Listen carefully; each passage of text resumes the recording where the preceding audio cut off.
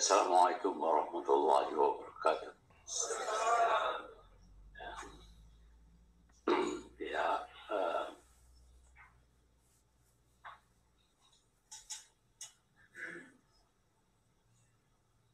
penganjur forum ini, forum berkenaan dengan kemiskinan ini telah dapat memilih pensyarah-pensyarah yang arif dalam bidang kemiskinan, keadaan yang ada di dalam negara kita. Saya lebih tumpu kepada kesan daripada kemiskinan. Apabila kita miskin, kita jadi lemah. Apabila kita jadi lemah, kita akan dikuasai oleh orang yang kuat, orang yang tak miskin. Ini secara general berlaku apabila kita dapati kemiskinan.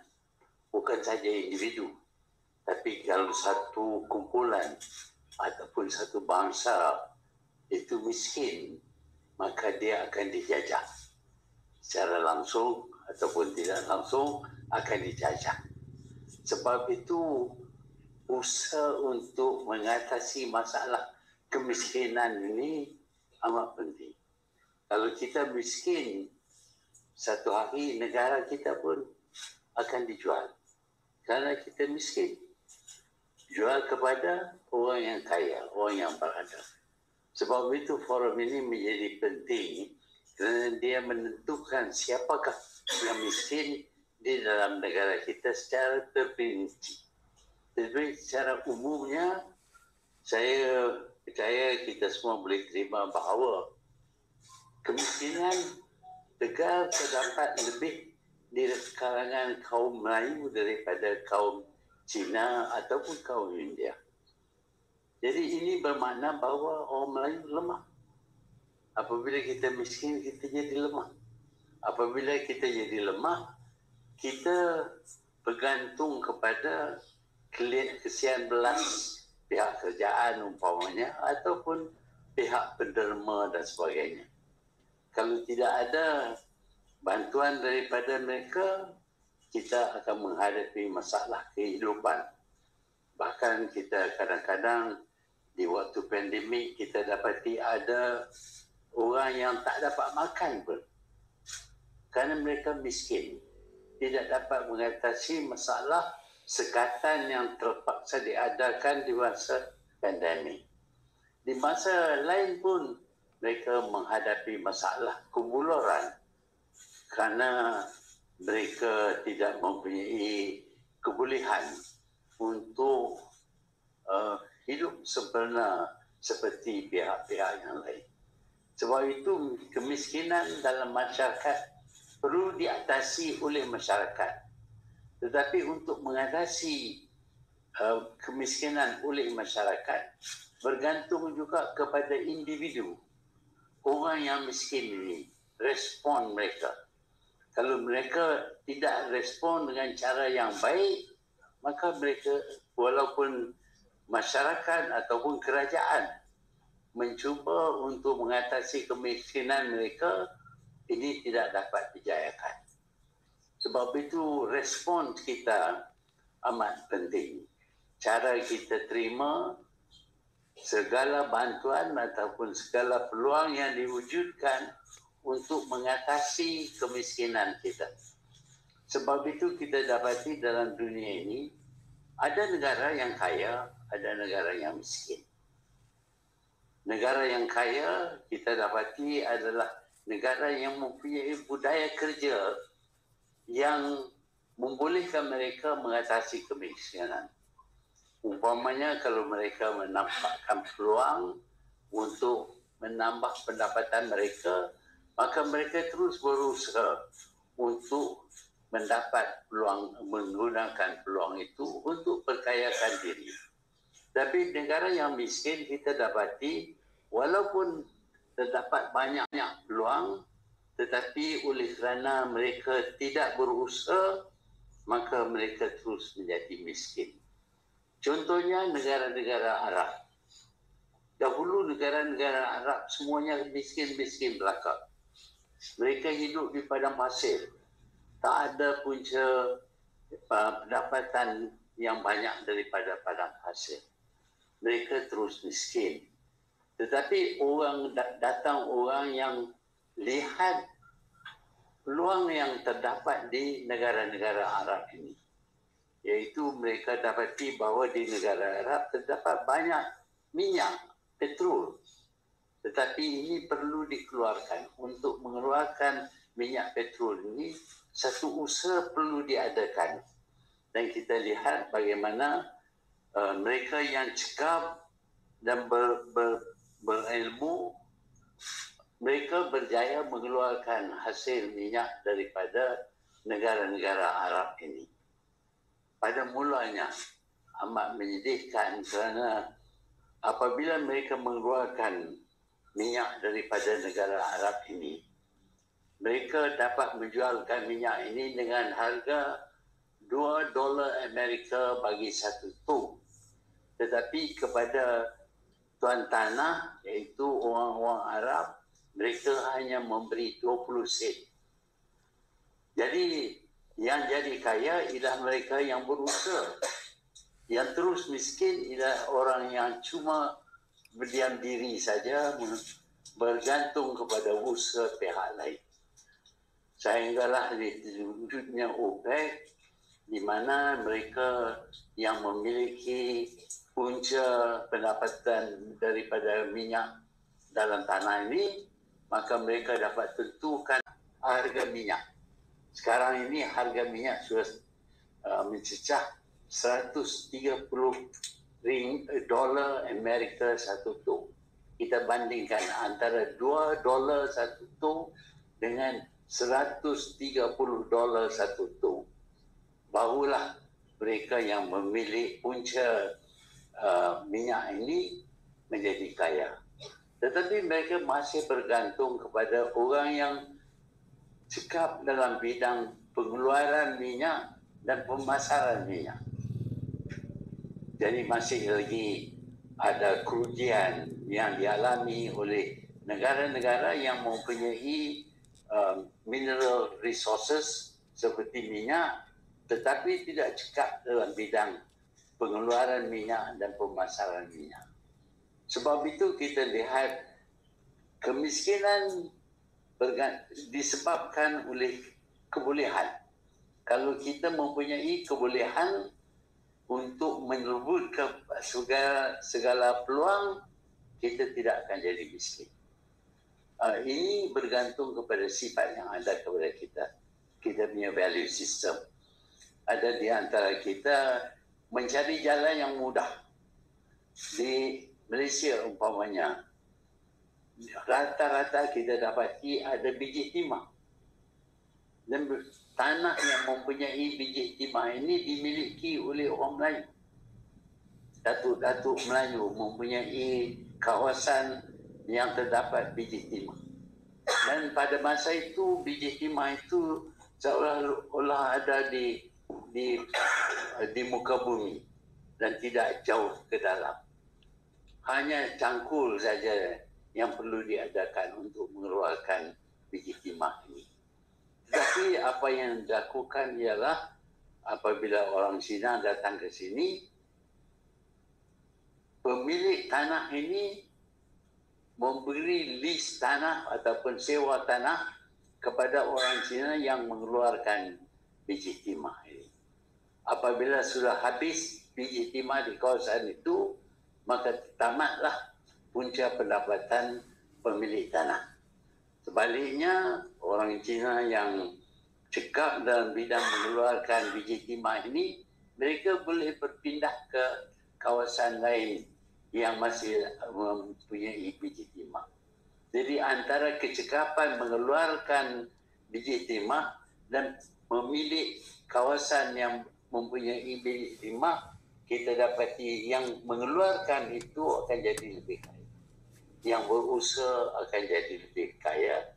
Sebaliknya pemilik kekayaan tidak jadi kaya kerana mereka tidak menggunakan hasil daripada bumi mereka dengan sepenuhnya. Sebab itu budaya ataupun sifat yang ada kepada kita menjadi satu perkara yang penting. Apakah kita mencari jalan yang mudah ataupun kita mencari jalan yang lebih sukar dilaksanakan tetapi memberi hasil yang banyak. Saya perhatikan umpamanya peniaga sekarang ini ramai yang tidak mempunyai punca pendapatan. Kalau ada musim durian ataupun musim tembikar, maka mereka mendirikan gerai di tepi jalan. 4 tiang kayu yang dibuat daripada pokok yang berdekatan dengan bumbungnya dengan plastik biru, maka mereka menjual durian ataupun tembikar di situ. Dan perniagaan ini bermusim. Orang yang berniaga dalam buah-buahan macam ini hanya menganggap ini sebagai satu punca sementara, bukan satu punca yang boleh memberi pendapatan mereka selamanya. Dan apabila saya ada peluang dapat kerja makan gaji, mereka akan tinggalkan perniagaan buah-buahan ini untuk bekerja dengan dibayar gaji tetap tiap bulan dengan pension dan sebagainya. Dan perniagaan ini tidak diteruskan. Sebaliknya kita dapati orang yang berminat, orang yang bersifat untuk mencari pendapatan daripada perniagaan. Apabila mereka menjual buah, mereka tidak menjual hanya mengikut musim, tetapi mereka akan menjual aneka jenis buah sepanjang masa dan didirikan kedai, bukan warung tapi kedai yang sempurna, digunakan lampu yang cerah dan sebagainya, kerana orang itu memikir bahawa ini adalah punca pendapatannya seumur hidup. Dan semakin lama semakin besarlah perniagaan mereka sehingga mengadakan cawangan-cawangan dan sebagainya. Jadi sifat antara dua ini, yang sesuatu akan jadi miskin, yang pihak yang lain akan jadi lebih kaya. Ini perlu dikaji sebab-sebab kita jadi miskin. Karena apabila kita jadi miskin, kita akan jadi lemah seperti yang saya katakan tadi. Dan kita dapati bahawa orang yang miskin ni, segala yang ada pada mereka akan dijual untuk mendapat pendapatan. Sifat mereka aneh kerana kita dapati sementara mereka bersedia untuk menerima RM500 setahun secara percuma, tetapi tidak bersedia untuk bekerja dengan bayaran gaji RM1,200 tiap bulan. Mereka tidak merasa senang hati kerana dapat percuma RM500, tetapi untuk bekerja mendapat gaji RM1,200 sebulan tidak diminati oleh mereka.